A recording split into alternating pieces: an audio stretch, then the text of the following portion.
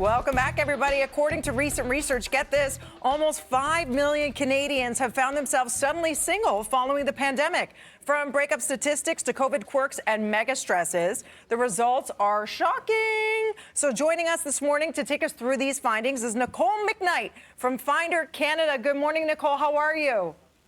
Good morning. Thank you so much for having me on. I'm good. Okay, let's talk about some of these stats. All right, Nicole, let's get into it. Which age group can't stand each other the most? Which breakups have happened in what age group? Can I guess? I'm going to say like 35 to 45. 35 to 45. Lock it in for Dina. Nicole, is she close? She's very close. So they were actually in second place. Oh. So first place was young Canadians age 18 to 24.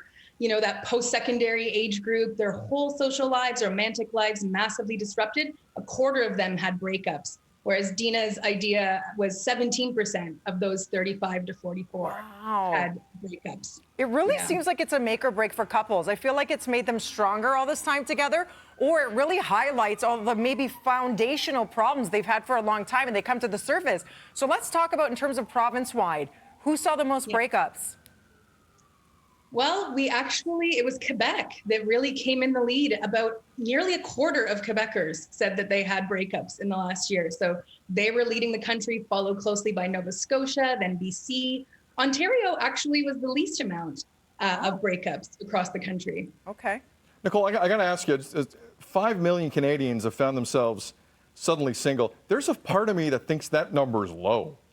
I thought that number might be a little high. Were you surprised at that either way? Too low or too high? Yeah, definitely. Like at Finder.com, we want to stay on top of all these trends and help Canadians make good decisions. And we even double checked when we saw these numbers. It was, you know, we called lawyers and mediators and they all said they were getting 2 to 3 times the amount of calls in the last year than they did like the previous years. And really any time throughout the year. Nicole, let's get into these quarantine quirks. What are they? What do they look like? Is it just something like that's annoying you? Is it a pet peeve? How serious is a quarantine quirk?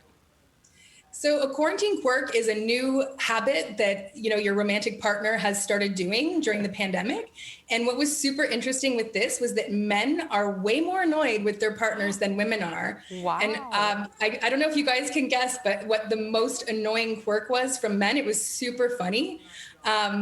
Basically, they were super annoyed with their female partners wearing track pants most days. What? I thought men like that. What other Really? option is there during a pandemic with track pants? Yeah, what do they want? Pencil skirts? Honestly. So basically twice as many men were annoyed at the loungewear trend as compared to women. So kind of brushes men with a bit of a superficial brush. And also men far more annoyed at their partner's online shopping habits. Oh. Yeah. And I know we were all doing that a little bit more, I think, during the pandemic. But is that, I was going to say, is that always a thing? But you're saying online specifically as opposed to, let's say, heading to a mall? Yes. So it's them maybe saying, getting a little carried away with the online shopping, I think, we're being from home and everything, yeah. So when you hear the doorbell, another delivery, which my husband says to me, it's got to be for something you ordered, because he knows he didn't. Uh-oh. Interesting about the track pants, though. Well, okay, listen. It's the three of us talking here. We're friends. Yeah.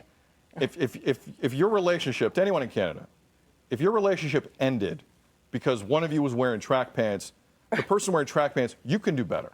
All right? I can guarantee you right now you can do better. Track pants in a pandemic is perfectly fine. Nicole, on a more kind of serious note, though, there's a theme of financial stress that we're dancing around here. How big of an issue has that been? I would assume it's a big issue. Yeah, so basically when we looked at the quirks versus the stressors, it looks like men are far more annoyed with their romantic partners, but women are way more stressed about sort of real world issues like finances or juggling virtual school and working from home and all of, you know, fear of rising COVID cases, all of these things women are far more stressed about.